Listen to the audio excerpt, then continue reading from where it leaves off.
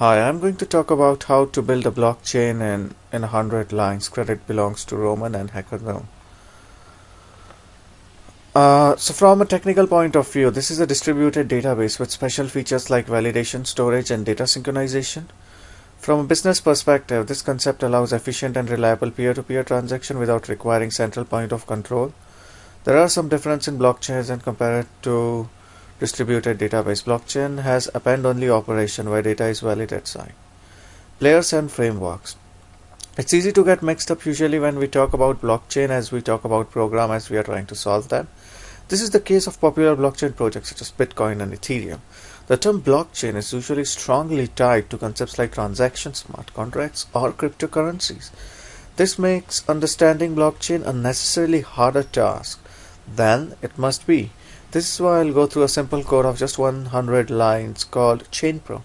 Usually do not get better understanding how things work under the hood, so feel free to check out Flux architecture in 30 lines, FlyPro, and Virtual DOM, and so on. Let's look at the architecture.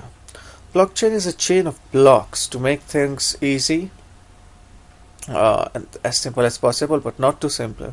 Every block includes the most necessary information: index, timestamp, data, hash, and previous hash.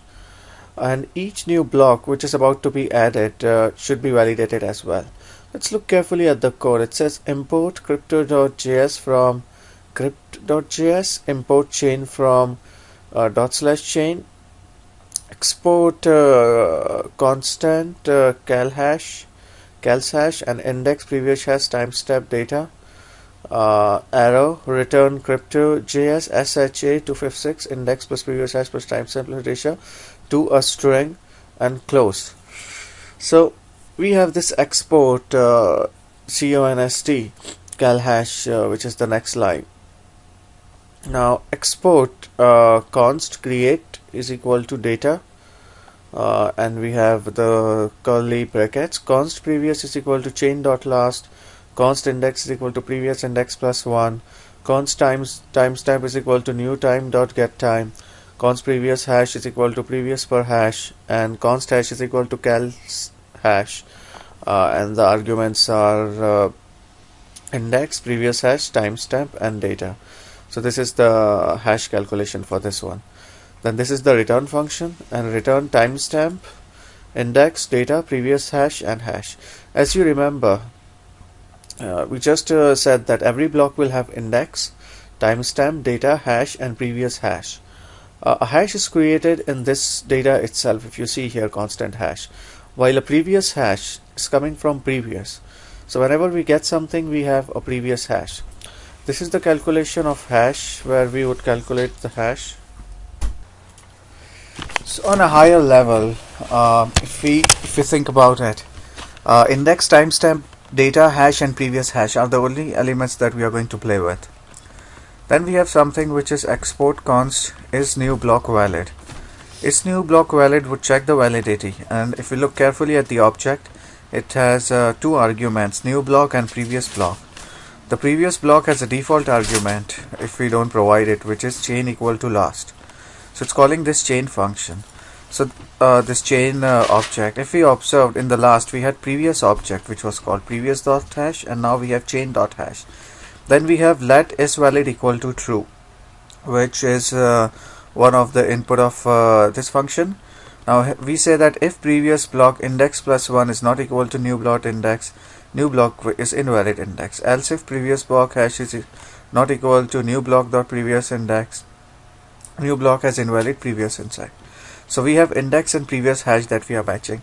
Else if cal's hash new block is not equal to new block, because the new block is calculated by this this calculation. So if that is not equal, then new block has invalid hash. So these are the three checks that we are checking through in the block validity. And the final thing that we are returning through for this code is valid. So this whole block is returning and finding out whether new block is valid. This whole block is trying to create a data for this this particular block, and this block is the calculation for hash, which calls this crypto.js. And if we observe carefully, this crypto.js is coming from crypto.js, and this chain is coming from chain.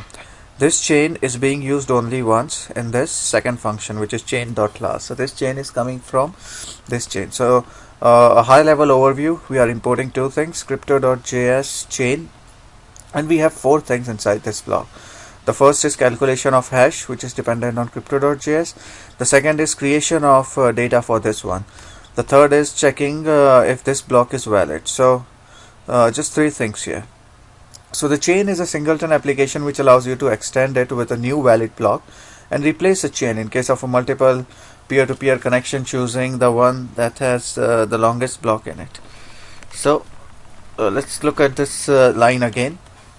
A chain is a singleton implementation which allows you to extend it with a new valid block and replace a chain in case multiple peers connected, showing the one that has the longest on block is. So we are also checking if this chain is we can create this chain based on if somebody already created this chain. I'm jumping through, and the whole idea is to create a distributed document, and if somebody already appended something in that distributed document, then we are not going to add something. We are going to find out the latest one, choosing one of the longest element in it. Let's look at the next one. This time we are importing calculate hash and is new block valid from /block. The first is chain equal to function, and in the curly bracket we have let instance, const origin equal to index equal to 0, timestamp is equal to 0, data is equal to hello blockchain, previous hash equal to 0, hash chain calculation is index 0, previous 0, timestamp 0, hello blockchain, const chain equal to origin. Function is chain valid, new chain is valid true. If json.stringify new chain 0 is equal to json.stringify origin, receive chain is invalid, original blockchain does not coincide, and then change. Then const temp chain is equal to new chain 0 for I is equal to 1, I less than new chain length, I plus 1. If new block chain temp chain I minus 1, temp chain push new chain, else invalid, return is valid if everything works. So this function is chain valid on a and it has these two curly brackets define the boundary of where this ends.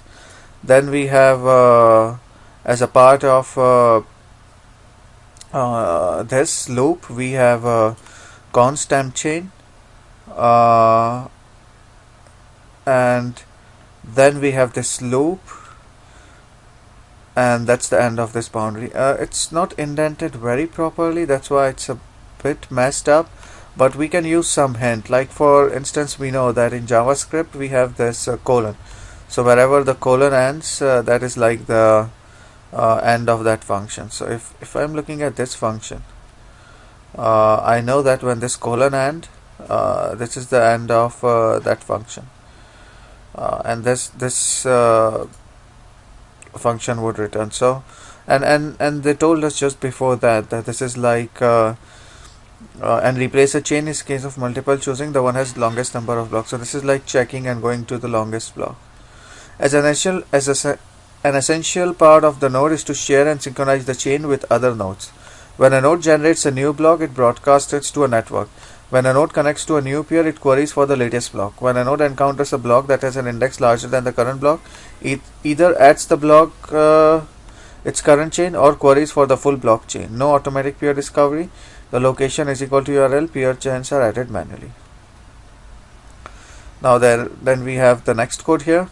The next code imports a lot of stuff. It's import express from express, chain from chain, create from dash block, socket from P2P socket, connect to peers, import broadcast, response latest message, construction or construct router is equal to express.router, router.get health check, router.get chain, request and response.